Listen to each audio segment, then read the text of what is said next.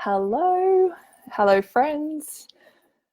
How are you? Happy 2020. It is the first live in here of the new year, and I'm very excited to be here with you and to chat all about something that I learned really significantly in my business last year, and something that I want to share with you because I think this is something that could make a really big shift in taking your audience from kind of audience and friends and people who kind of like you to clients or potential clients and leads and inquiries, which is what we're all here for, right?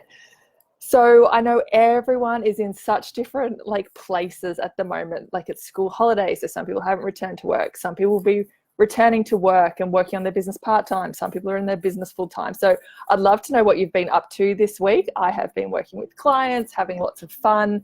And the second half of the week has really been behind the scenes, doing lots of admin work and prep and getting things sorted.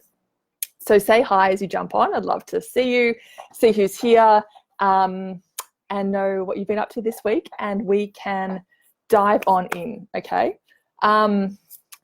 As you know, we're actually renovating a house at the moment. So I've put up a temporary kind of backdrop at the moment. So it is new. I need to iron it to get that little crease out. So say hey, let's dive in. So here's what I want to talk about today. We're told a lot in online space and in marketing ourselves, we need to cultivate, hi Kaya, we need to cultivate know, like, and trust, right? So we're all told go out, build know, build like, build trust. And that's, the way to grow a business. And I think, yeah, there are elements of it that are really, really true. And there's a part of that which I think we need to look at a little bit more as coaches, because the know, like, trust has been spit out for I don't know how long for all business types. So whether you're a retailer, whether you're an influencer, whether you own, I don't know, like an accounting firm or whatever, the mantra has always been know, like, trust. And the reason I've been thinking about this is someone messaged me on Instagram over the Christmas break, and she mentioned that she kept getting friend zoned by people. So she was reaching out to people, building connections, and she was saying they reached a point where every time she was doing that, she got friend zoned, and they weren't really interested in working with her, but they were happy to kind of have a chat. And the thing is, I can totally resonate with that experience, because the same thing was a journey I went on in my business where I felt like I was having, before I shifted to business coaching, I found there was a period where I was having lots of discovery calls, and I was having lots of people say to me things like, oh, I like you and this is nice, but I'm not sure. And I could sort of see I was getting friend zoned too. And this has been a big thing that I worked on over 2019. So hands up if you guys sort of can resonate with that idea of being friend zoned. I'd love to hear what's happened with you before. If that's something that you've thought about, is that something that now maybe you can think about and apply to your business? Like, what's kind of happening there? And what I see this coming from is our desire to be liked, right? Our desire to be liked. And as a coach, I don't know that being liked is the be all and end all. Like, of course, we want our audience to kind of feel like they're connected with us, and, they look up to us and they're inspired by what we're doing, and, we're being really authentic and they feel like they could like us. But what I see sometimes is that desire to be liked really holding your business back. And like some examples that spring straight to mind, okay? Never posting anything controversial on your Instagram because people might not like it, right? And what I know to be true is those posts and that content that is a little bit scary to share and triggers an emotion in someone is the content that shifts the way that they're thinking, right? When you create that shift for someone, they see you as a coach. When you share a beautiful quote that someone else wrote and it's very likable, like we can all like it, but it doesn't really move you forward in terms of someone that they're thinking about working with. They're like, oh yeah, she shares nice content. Like, it's nice for that quote to come up in my feed, right? Another place that I saw for myself that this came up was on discovery calls, right? Because our coaching relationship starts on discovery calls. So when people come up with an objection, that's our opportunity to step and coach them through that, because most often the objections that they're having when they're speaking with us about working together is usually fear-based, right? So they, you know, there is some fear around either investing in themselves, showing up and making change, you know, becoming the person they want to be. Like those sorts of things bring up fear. And what I saw for myself is sometimes when that objection would come through, I had this kind of feeling like if I probe on this, they may not like me, right? But then if I probe on this, actually I'm giving them a great coaching experience, which is going to be the thing that makes them think I had a great coaching experience with Laura or with Kaya, rather than she was nice. That was a nice call, right? Can you see the difference? I'd love to hear if that kind of resonates with you and you can see that may be something that's come up for you. I'd love to hear, because I know actually this was one of the biggest things that I've had to work on in 2019. And so what I think we can reframe for ourselves, instead of going out for know, like, trust, we actually want to go out with know, value, respect, right? So we want people to know us. Okay, obviously we need to get ourselves out there, get visible, share our content, connect with our people. That's the know. The value comes from people seeing, Kaya said, yes, that makes total sense, something to be aware of, totally. And just witness where it comes up for you, because I think it's whenever we're in slight discomfort, it's like, oh, they may not like me if I do this. And I found my little story was they may not like me if I ask this, and then they won't want to hire me if it was on a discovery call. Or they may not like this content, so they may hit unfollow, right? Which it just makes no sense, right? So if they hit unfollow, they're never going to be my client. If I actually push them and coach them through something on the discovery call, they get so much more value out of it. So when we look at this, I think we can think of, how can I show up and be known, valued, and respected, right? Because that's what I think we're aiming for. We don't want to be friend zoned. Like, yes, it's amazing when people like us and they want to be friends with us, but when we're showing up for our business, we want to actually be respected as a coach that enables change in people, that delivers results, that transforms, not a friend who's going to sit there. Because this is what I found when that need to be liked is coming through. It's very easy to be a yes person, like, yes, you really shouldn't invest in yourself. It is scary. Okay. Like that's what a friend would say, and a coach would say, so what's the fear about investing in yourself? Isn't this what you really want? What's actually holding you back from that? They're much more difficult questions to ask, and they can put us in discomfort. But that's actually going to spark, you know, some sort of shift or transformation in the person on the other side of the call. That's when they walk away going, well, damn, like I felt uncomfortable, but man, like I respect that she coached me through that and helped me see something differently, versus like, I like her. Right? It's a big distinction. So what I think we can think about is, for showing up as a coach, know, value, respect. Okay. So obviously the know part is very similar. Getting out there, being known, connecting with people. The value, I think, is like people seeing the value in you as a coach. So we don't want to be liked. We want to be providing value. Okay. Because like is me sharing a quote from Elizabeth Gilbert that everyone's seen 100 times before, and it's very easy to double tap and go, yeah, I like that.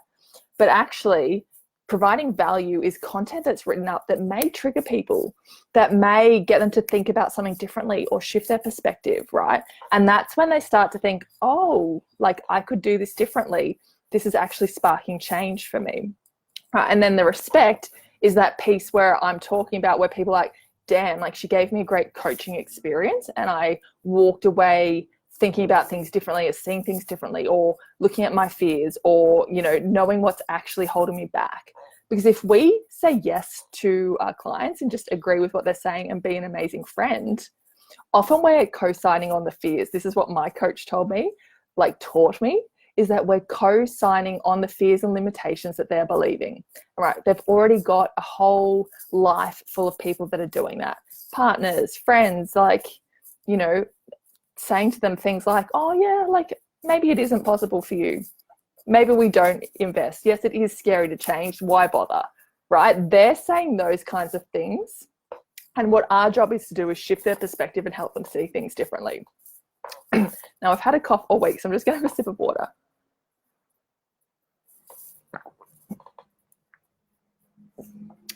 So I would love to hear Kaya. Hey, Wendy, how are you? Do you have any questions on that? That's the main thing that I really want to share with you today, is that shift in perspective and how our need to be liked can be blocking us. So my need to be liked resulted in me having 7 discovery calls in a row. This is a long time ago, that all resulted in no's, maybes, not sure's. They just weren't yeses.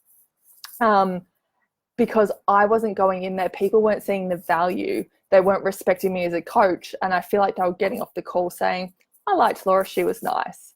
But like, that's not what they're going to pay for. They're paying for results, transformation, you know, the value in being coached by you. So I would love to hear, do you have any questions? Does that make sense? What comes up for you as you think about that? Let me know.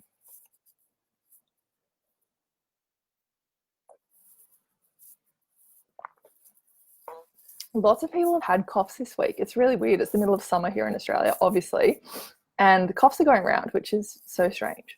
But it sounds like that is all really clear and just kind of landing, makes perfect sense.